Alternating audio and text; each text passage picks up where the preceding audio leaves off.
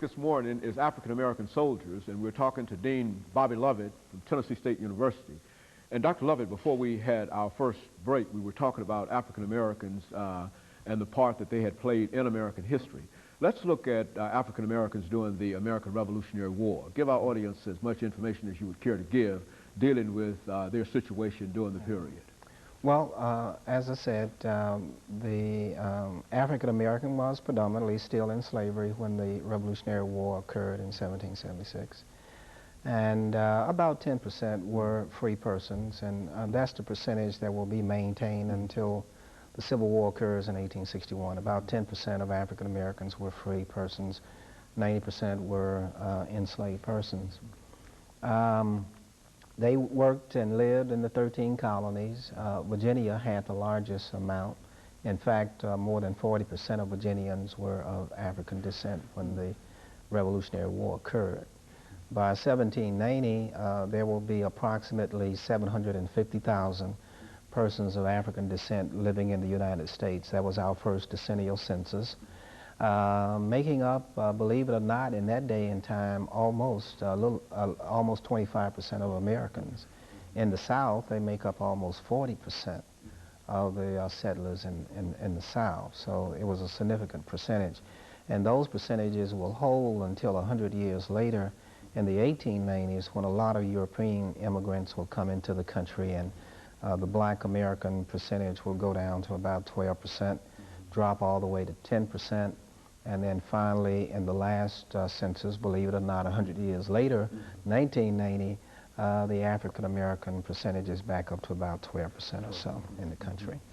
But when the war occurred, of course, it occurred out of philosophy that individuals should be free of any coercion from anybody, including governments. And much of that thinking came out of the French Enlightenment, which had been going on, and philosophers from abroad in Europe. And so it was fought on the basis of liberty, equality, the fraternity of man. And you could not fight a war without bringing in the issue of human slavery in America. And so when the war took place, the British did invite persons of African descent to fight on their side, and they would free them, you know. And the Americans had to counter with George Washington finally giving in and also permitting free blacks to serve in the Continental Forces of the United States. All in all, about 5,000 persons of African descent fought in the Revolutionary War, about half on the British side and about half on the American side. The British did keep their promise, and when they lost the war and they surrendered in 1781, and they began to transport their soldiers back to England, they allowed those soldiers to return to England with them. African Right, as well as their families. So there were more people who left with the British than fought with the British because they claimed they had been on the British side. We estimate about 25,000 persons of African descent left with the British. Some were taken to Nova Scotia. And in fact, in parts of West Africa where they eventually were resettled, they are still called the Nova Scotians. And the Nova Scotians are really the blacks who, or the descendants of blacks who left with the British. Most of the others were taken to Britain. They were settled in London and other towns and cities throughout England.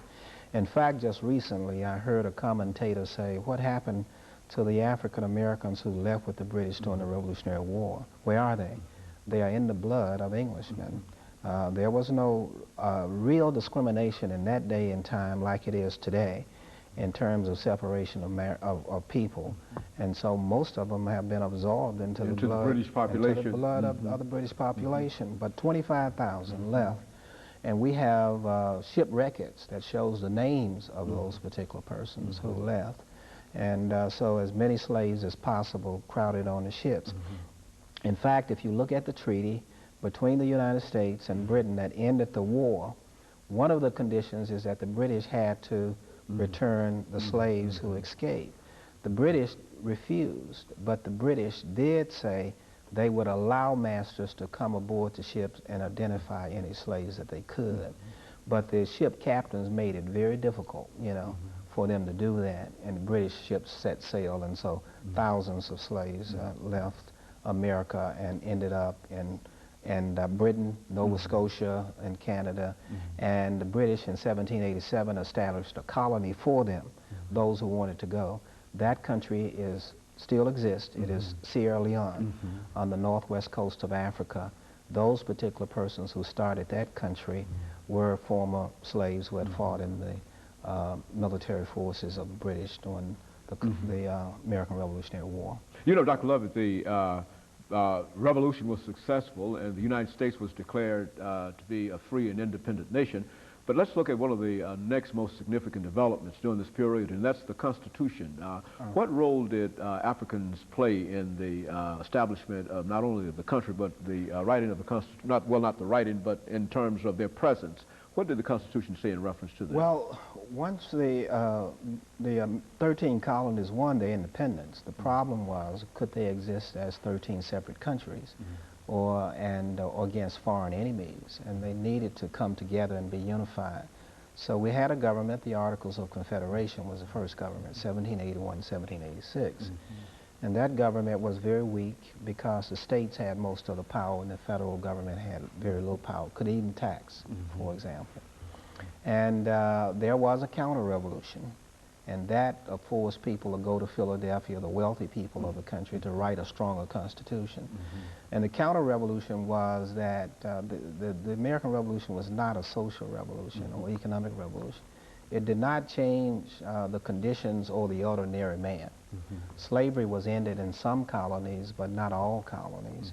So in 1787, the wealthiest families met in Philadelphia from May to September and wrote a constitution to protect property. It was not written to protect individuals. We did add a Bill of Rights several years later, 1790, to give some rights to citizens, but they had no rights in the original Constitution. When that Constitution was ratified in 1788, 1789, many people of African descent were free, and they voted for the ratification of that Constitution just like other voters did. So they did have participation in the approval of the Constitution in that time.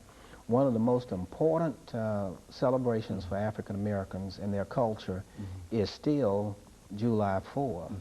And many times we African Americans celebrate that on July 5th rather than on July 4th. Dr. BLovett, we're coming up for our second commercial break, and after which we'll talk about some other aspects of the African American experience. And we'll be back with you following this commercial break.